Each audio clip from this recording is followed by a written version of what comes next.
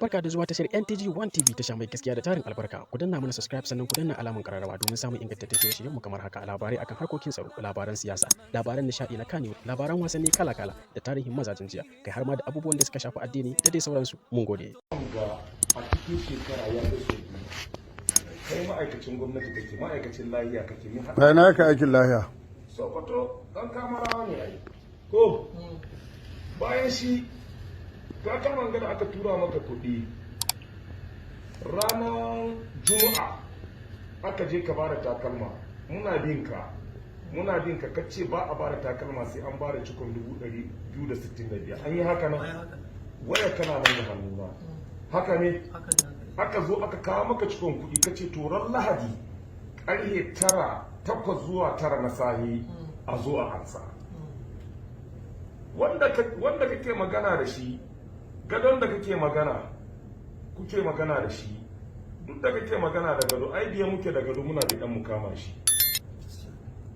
To saboda haka ka faɗa ma gwamna gaskiya, gwamna mai son zaman lahiya ne, gwamna mai son a taimaka ne, amma in ka yi wani kwane-kwanen da kake yi wayar ka yanzu ya kai shekara ɗaya muna bin wayar ka, tsakaninka da gado da bashari duka muna biye da wayoyin ku a shekara.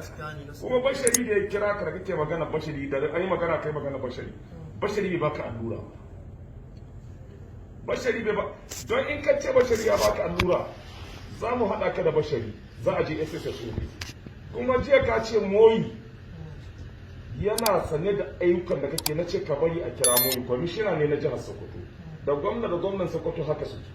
In aka kira moyi cewa sana'ar da kake ta kaima sai ma barayi takalma, moyi ya sani. To amma jiya ka ga abin da ka wadi sai da na jawo hankalin ka. Magani allura dai sani karanta. To amma ba bashar ya baka allura ba. Tsaya ka ji, allura da kuna treating bandit.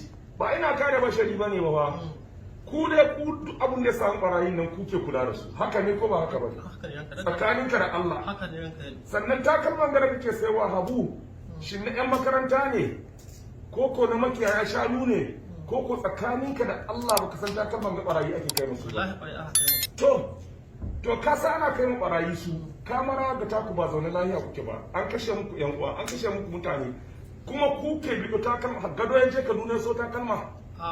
Gado ya san mai sayar takalma Kaduna?